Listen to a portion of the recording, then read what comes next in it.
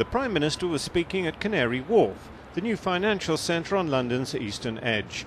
Addressing an audience of top financial leaders, the Prime Minister said that the world's economic interdependence means facing up to the challenges of change. Today, thanks to the dynamism and enterprise and public spiritedness of business leaders and workforces represented here today, Britain, this small island with its small number of people, is the fifth largest economy in the world. And as things move quickly in a changing global economy, so too the policies we pursue will show that we will change, we will adapt, we will be flexible, and we will raise our game. Winston Churchill once warned of countries facing change that was so timid that they were, in his words, resolved to be irresolute, adamant for drift, solid for fluidity, and all-powerful for impotence.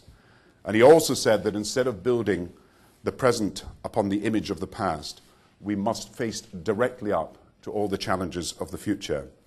And I believe that as we move to the next stage of our journey, we share the vision of British business and commerce, of a Britain that can lead the global economy. But our underlying purpose is to make Britain global leaders in all those services and manufacturing sectors whereby our skills, our creativity, our enterprise, and particularly our flexibility, and backed up, of course, by investment in infrastructure, we can be world-class. At every point, we should ask of ourselves, how can we be first, achieve excellence, and lead the world? I believe that we can be a world leader in the science of the future, but to do that, we must invest. Universities, research institutes, knowledge centres linked up to business, companies challenged across new frontiers and innovation. And later this week, in response to a review by Lord Sainsbury, we will be announcing measures to help Britain become one of the world's leading high-tech economies. We will set out new plans to make Britain a world leader in medical research and enable the NHS to benefit from innovation in the search for cures and vaccines of tomorrow.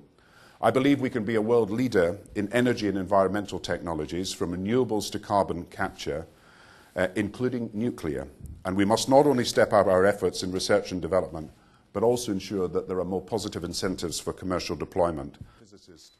Joining the Prime Minister on the podium, Sir Alan Greenspan and the UK's new Chancellor of the Exchequer, Alistair Darling. In the last 10 years, our commitment to stability has been tested again and again. In the Asian crisis in 1997-8, the Russian crisis, the American recession, the trebling of oil prices. And of course, in the last month, with a wake-up call for every financial system around the world, a wave of turbulence that started in America, then Germany, has impacted on all countries and tested the stability of our own system.